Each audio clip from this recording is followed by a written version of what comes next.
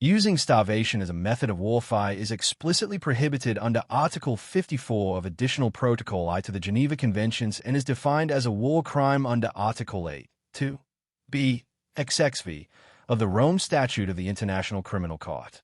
How does this apply to the war in Gaza? The Starvation in Gaza campaign is almost true. You all heard, saw, witnessed the pernicious scam campaign known as Starvation in Gaza. You know the main talking points of all the relevant talking heads. Israel is starving the poor Gazans in order to win a war, and by that commits a war crime. You saw the one photo that was used as proof, although about 99% of you missed the 1.5-inch, page 28 apology some of the media outlets released after learning about the manipulative use of a young sick boy. The facts don't matter to anti-Semites worldwide.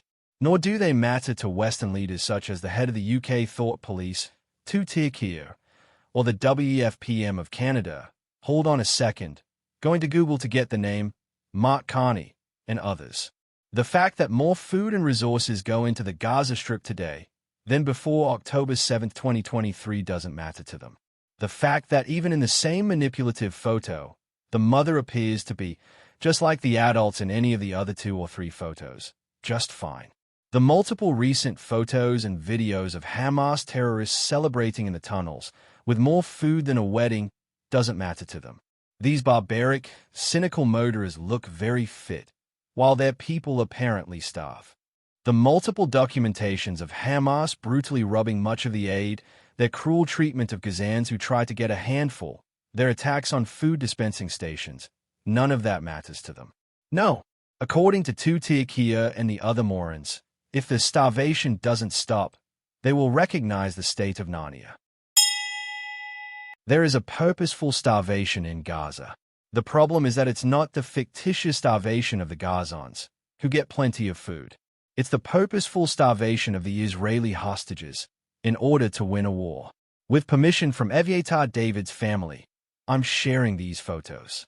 As you can see below, from right to left, they shows clearly exactly where the purposeful starvation tactic is being used and by whom. We've all seen this before. We saw a young girl dying in captivity having reached 36 kilogram body weight. We've seen people, like Eli Sharabi and others, who luckily returned home after being systematically starved by Hamas. Anti-Semites ignore this because they don't care for Jews. The hypocritical Starmer and his hypocritical buddies ignore this because many of their voters support Hamas. The only ones using starvation as warfare, thus committing war crimes, are Hamas. They commit those crimes against the hostages, and by that they put pressure on the Israeli government. They commit war crimes against their own people by preventing them access to resources that Israel allows, far more than any army before it, into Gaza. They commit war crimes by denying Gazans access to their shelters. They commit war crimes by not allowing the Red Cross any access to the hostages. They commit war crimes by releasing their psychological warfare hostage videos. Not to mention the multiple war crimes that are part of hiding behind civilian population. So, Keir, Mark, others, you can recognize any fictional state you want. By all means, recognize Tatwan and let Mark Hamill be PM. Hamas does not require your recognition. You are absolutely nothing to them. The day will come, soon enough, judging by your terrible policies at home, when you will be the ones begging for them to recognize your rights in your own countries. When that happens, please don't count on our sympathy. In fact, it should be PM Netanyahu issuing the threats and not you.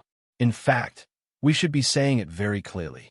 If the starvation of our hostages doesn't stop right now, if they are not released right now, then Israel will recognize all of the Gaza Strip, as well as all of areas B and C in Judea and Samaria as part and parcel of the state of Israel and annex them. We can go X square kilometer for every day the hostages remain in Gaza, all at once. End the starvation in Gaza, now. If you enjoy reading the Holy Land Dispatch, please consider subscribing for free to receive new posts and support my work.